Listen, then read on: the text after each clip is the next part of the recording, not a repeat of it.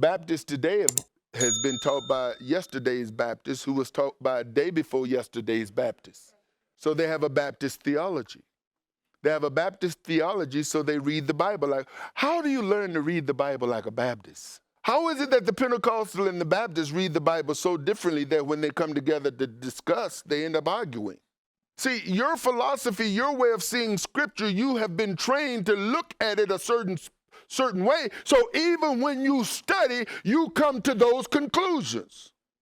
You're talking about you studied the Bible for yourself. Yeah, you probably studied the Bible by yourself at times, but you already had your ideology and theology firmly grounded and rooted in your brain.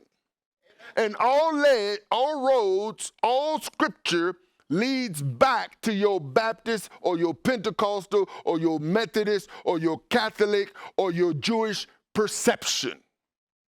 So you can study all day long, but you're going to continue to come to the conclusion, because when you take all that stuff off and you read the Bible without those eyes, you know what?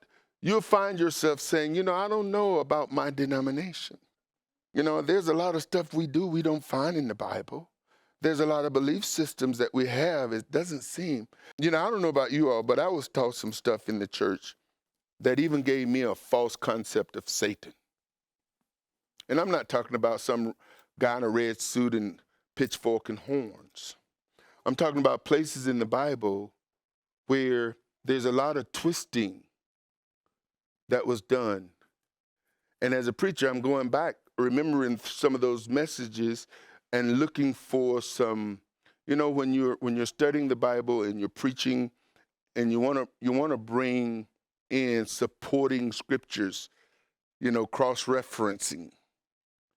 And here I'm trying to cross-reference some stuff based on the things that I've heard and been taught. And that's when I realized they twisted that. That's not what that says. And then they twisted this. This is not what that said. But as long as they could take it from over here and put it over here, that's what it says.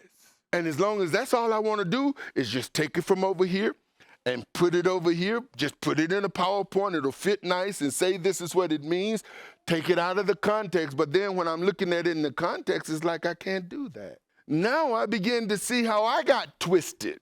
And now I got to untwist myself and then go at working to untwist others. And most people want to remain in their twistedness.